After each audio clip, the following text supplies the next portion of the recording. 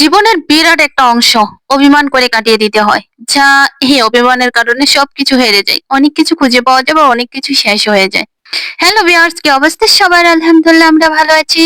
একেবারে বোরে যখন ছেলেকে নিয়ে যাচ্ছিলাম মাদ্রাসাতে সকাল সকাল আমার কালুটা সাথে যাচ্ছিল, কিন্তু এই বিড়ালটা এসে কোথা থেকে ওকে আক্রমণ শুরু করলো। দেখেন না কিভাবে পরিচয় পত্র নিচ্ছে, মানে কিভাবে ওরা সুন্দর করে একটা রোমান্টিক মুহূর্ত করে পরিচয় নেওয়া হচ্ছে।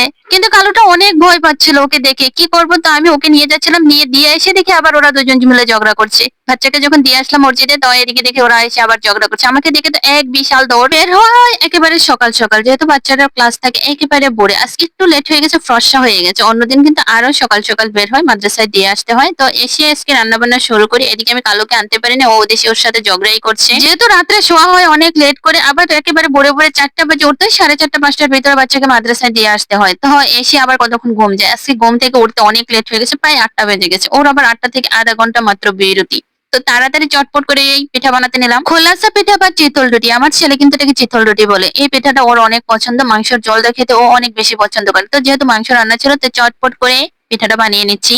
আমার কাছে পিঠাটা বানাতে অনেক ইজি মনে হয়। রুটি বানাতে গেলেও কাই করো বেলো, তারপরে রুটি ছেঁকো, অনেক সময় চলে যায় না। এটা হচ্ছে কিন্তু একটু পানি দিয়ে গলিয়ে একটার সাথে ডিম দিয়ে দিলে চটপট করে হয়ে যায়। ছেলে চলে আসছে, ওকে খাইয়ে দিয়ে পাঠিয়ে দিয়ে তারপর দুপুরে রান্নার জন্য প্রস্তুতি নিচ্ছি। যেহেতু আমি একেবারে সকাল সকাল নাস্তার সাথে দুপুরে রান্নাটা করে ফেলি, সারাদিন আমার আর সময় হয় না যে কখন আমি রান্নাটা করব। কতবার যে বের হওয়া লাগে আর কতবার যে বোরকা গায়ে দিতে হয় তা একমাত্র আমিই জানি।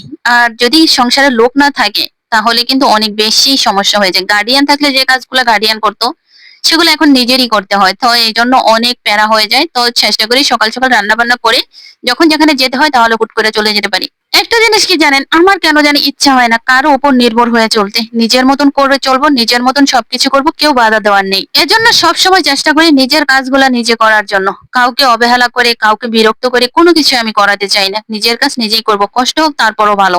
আমার একটা খারাপ অভ্যাস, যে মানুষ দেখবো যে মিথ্যা কথা প্রতি পদে পদে বলছে, মিথ্যা বলে মানুষকে রটানোর চেষ্টা করছে, সে মানুষ থেকে আমি অনেক অনেক দূরে থাকি। সে যত বড় কোটিপতি হোক না কেন, আমার ওর প্রতি অনেক রাগ আর অভিমান হয়। কেন জানি এই অভিমানে কাটিয়ে দিই সবসময়। ও যত কোটিপতি হোক না কেন, ওর কাছে আমি কিছুর জন্যই যাব না।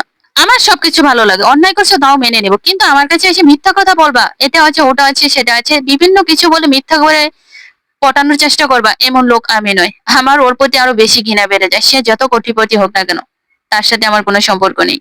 সৎ এবং আদর্শ মানুষ পৃথিবীতে একজন হলেও আছে। চেষ্টা করবেন সে ভালো মানুষটার সঙ্গে চলাচল করার জন্য, দেখবেন আপনার জীবনটা ভালো হবে। এদিকে ভালো চলে আসছে, চলে গেলাম যে বালুগুলা দেখে আসি কেমন হচ্ছে। তো বালুগুলা কিন্তু একেবারে ময়লা আছে, সিলেকশন ভালো নিয়েছি, অনেক ময়লা আছে। মানুষকে বিশ্বাস করে দিয়েছিলাম, এই গাড়িটা অনেক টাকা নিয়েছে। তো বিকালে গেলাম বাজারে, আর বাজারে যাওয়ার পর ছেলের পছন্দের কিছু খাবার নিয়ে নিলাম। ছেলে তো খুব খুশি। তো আজ এ পর্যন্ত, ভালো থাকো সবাই, আল্লাহ হাফেজ।